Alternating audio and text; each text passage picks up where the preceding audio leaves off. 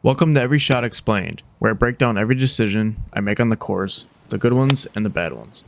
So hopefully it helps your game too. Today we're at Dahlgreen, and although my ball striking wasn't at its best, every hole taught me something. Some lessons came from good shots, others came from mistakes, but they're all things that can help you play smarter golf. This hole is a slight dogleg left, and usually there is tree trouble down both sides of the fairway, but during the off season, a few of them were taken out. I usually hit iron off the tee to keep the ball short of the far trees, but since there is an opening down the far right side of the fairway, I choose to get as close to this hole as possible at a number I'm confident from. Just like that, it worked out. I'm around 90 yards out on this shot, and it is a number I've learned to dial in. Most golfers hit a full wedge from here, but I've started hitting flooded wedges instead, and my distance control has improved a lot. If you struggle with distance control, try practicing flooded wedges. They've made a huge difference for me. I spent the last couple years fighting my putting. Then I realized something. I don't actually struggle with the putting stroke. I struggle seeing break with my eyes. Therefore, this is the first round I tried feeling out the break with my feet instead of my eyes, and it paid off. A birdie on the first hole. Before stepping up to the ball, I try to feel where the wind is coming from so I can account for it. I commit to a right to left wind, so I try to hit a ball out to the right with a draw to bring the ball back onto the green, since this is my natural swing. I also club up due to the sand trap protecting the front, and the wind is slightly hurting. I commit to it, but I don't get the wind I thought I felt. That's okay though. Now for a chip and a putt. Before chipping, I try to get the feel of how fast of a swing I want to make, and keep that for the actual swing. I try to focus on not deaccelerating and picking a landing target. I didn't get as much rollout as I thought I would have, and now it tests my putting game. I get set up, and then a ball from hole 1 tee box bounces right behind us without someone yelling for. I reset, but mentally I forgot what my approach was and hit a terrible putt. Bogey. On par 5s, I try to think it's a hole I can score on if I keep the ball in play. I try to take some yardage off by hitting over the trees. It's a hole I can get on the green into if I hit a good drive. And well, it wasn't a good drive. I would say there are a lot of amateurs like me that would take the hero shot from here. I've learned to take my medicine, trust my game, and get it back in play. Sometimes you take a layup shot for granted and forget about swing thoughts, and this is the outcome. Don't get lazy on layups, they are very easy to mess up. Now it's time to lock in and trust the game. I am about 140 yards from here. I just want to get an easy shot on the green and give myself a putt. My ball striking hasn't been the best the last couple of shots, and it shows up again.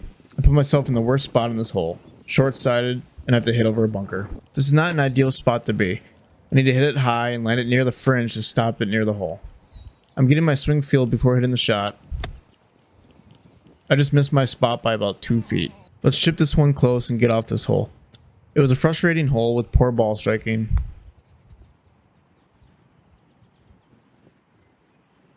Good chip, and now stress-free bogey gimme. Coming off a bad hole, I sometimes have a hard time mentally resetting and forgetting about the last hole.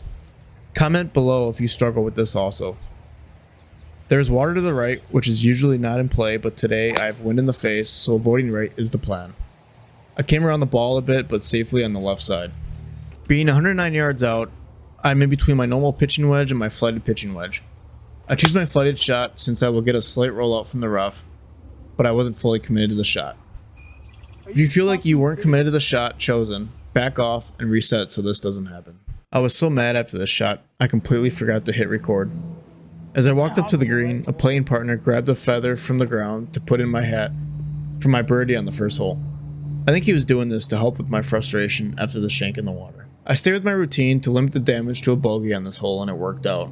Coming off a hole like this, eliminating a double bogey, you need to take the positive out of it, as it could have been a lot worse, and you can't let it affect the rest of the round. Hole 5 is a longer par 4, and I always try to cut the corner of the trees to shorten the approach shot to the hole.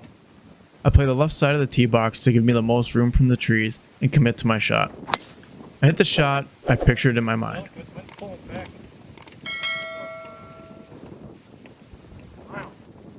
I am 190 yards out on this approach and need to use my longest iron in my bag, which is my 3-iron. It is obviously not the easiest club to hit, so I remind myself to swing easy. It may not look like I swing easy, but the feeling is there. I hit about a groove low and bounce it just in front of the green, and it rolls up to pin high. This is a success in my book. I go through my new putting routine and feel out the green with my feet. I feel it is a right to left breaker about 2 cups out and just try to lag this one close so I can 2-putt for par. Sometimes golf has a funny way of rewarding patience, and that was an unexpected birdie.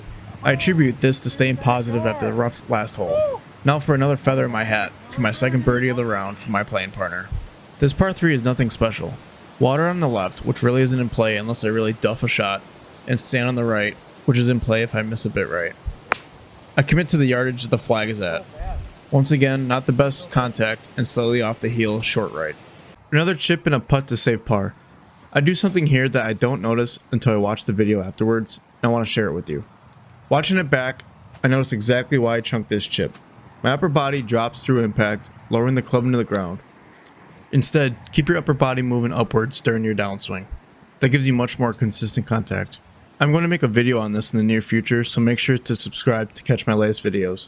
Now a stressful putt to save par after the poor chip.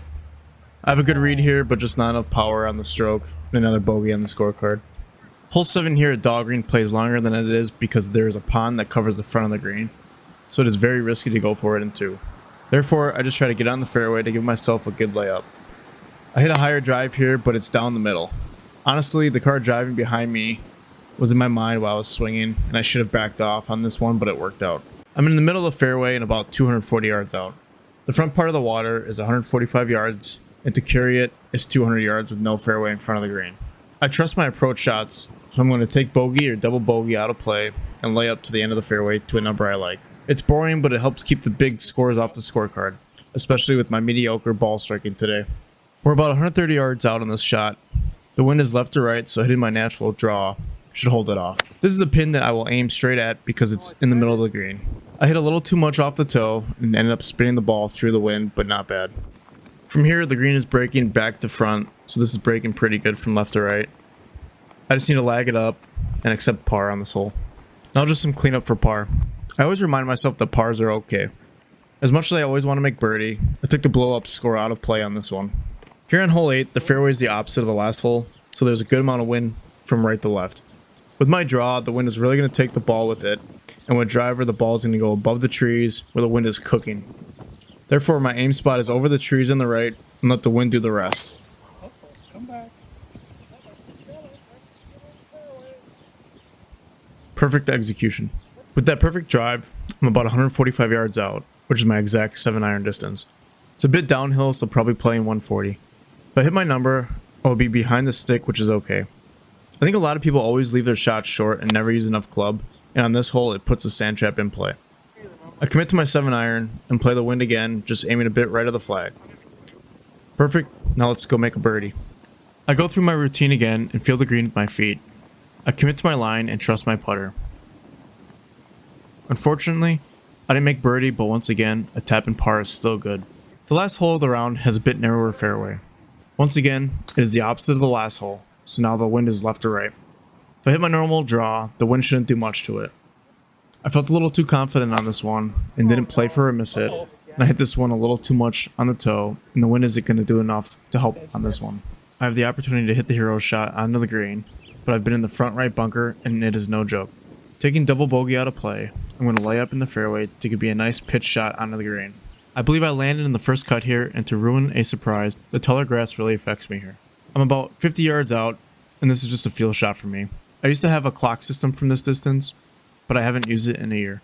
I want to hit this one close so I can save par. I hit a perfect shot right where I wanted to land it, but there was too much grass in between the club and ball, and it rolled out to the back of the green. This is a very long putt to save par. Feeling the green, I know this one breaks right to left and is downhill. On this, I'm making sure I'm careful about the downhill putt so I don't blow it by the hole. Committed on this putt, and I did exactly as intended, unfortunately, and came up short. Bogey gimme. My ball striking honestly wasn't very good today, but I still shot at 39. Why? Because better decisions and better putting covered up a lot of mistakes. That's golf. If you can take just one of these lessons into your next round, you'll give yourself a better chance to score lower. Until next time, play smarter.